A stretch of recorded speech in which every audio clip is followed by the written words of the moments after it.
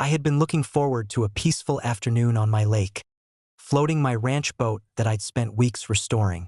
It was freshly painted, polished, and absolutely perfect for a quiet day away from the constant chaos of my HOA-obsessed neighbors.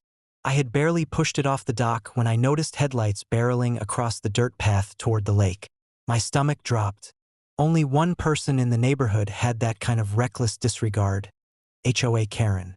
She came tearing down the path in her oversized SUV like she owned the entire county. And in classic Karen fashion, she didn't even slow down as she plowed right into the water, smashing my boat with a sickening crunch. Splinters flew everywhere, the water roiling as my precious restoration twisted under the weight of her stupidity. I could see her yelling something, probably some delusional rant about how the lake was public property, or how I wasn't allowed to park there. I didn't panic. I had anticipated Karen's nonsense long before she ever thought she could get away with it. My K9s, trained for both protection and rapid response, were already on high alert. I whistled once, a sharp, commanding note, and within seconds, the team was running down the hill toward the lake. Their presence alone would make any rational person think twice. And Karen? She wasn't rational. By the time I reached the water's edge, my K9s had encircled her SUV, barking with authority but controlled enough not to touch her yet. Karen's eyes went wide. What are you doing?" she screamed, fumbling with the keys as if they could somehow save her now.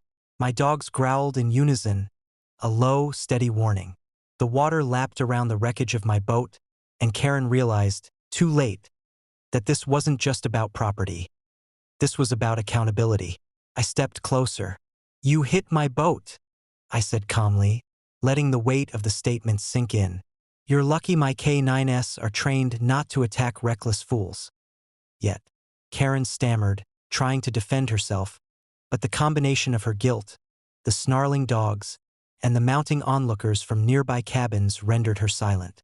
Karen tried to shift into reverse, but one of my dogs, Max, stepped forward and barked sharply, teeth bared.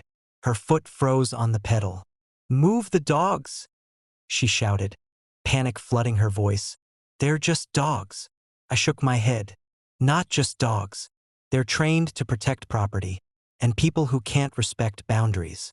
She fumbled her phone out of her purse and started dialing 911, but the signal was weak by the lake, and her panic made it impossible to get a coherent call out. The crowd of neighbors who had gathered from nearby cabins began murmuring. Karen had made a reputation for herself as the HOA tyrant who believed she could bend everyone to her will. Today, she'd learned she couldn't. Her arrogance dissolved with each passing second as the K9s maintained perfect formation, eyes locked on her every move. Karen tried to get out of the SUV and wade into the water to move my boat herself, but I held up a hand.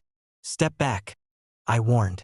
She froze, realizing the dogs weren't just bluffing. Her shoulders sagged, and suddenly the loud, brash woman who ran the HOA with an iron fist was just a small figure in the middle of my lakefront property, completely powerless. I approached her calmly, my boots sinking slightly into the muddy shoreline. "You're going to stay right there until we figure out how to fix this," I said. "And yes, you will be paying for the damage." Her face went pale and she opened her mouth, probably to argue. But the look in my eyes and the low growl from Max shut her up immediately. Hours later, after the authorities finally arrived, Karen was still fuming, dripping wet and humiliated. She tried to claim that the lake was public property and that I had no right to float my boat there. But the paperwork and property maps clearly proved otherwise. She was forced to admit her mistake, pay for the damages, and apologize. Not just to me, but to everyone who had witnessed her reckless stunt. The boat was reparable, but the satisfaction of seeing Karen finally understand that she couldn't bulldoze through my life, and that my K9s were always ready to enforce boundaries, was priceless. I spent the rest of the afternoon on the lake, my loyal K9s lounging on the dock beside me, keeping watch and ensuring no one else tried Karen-level nonsense. Peace had finally returned to my lakefront, until the next HOA catastrophe inevitably arrived. And as I watched the sun set over the water, I couldn't help but smile. Karen had underestimated me, my property, and my dogs. Big mistake. The lesson?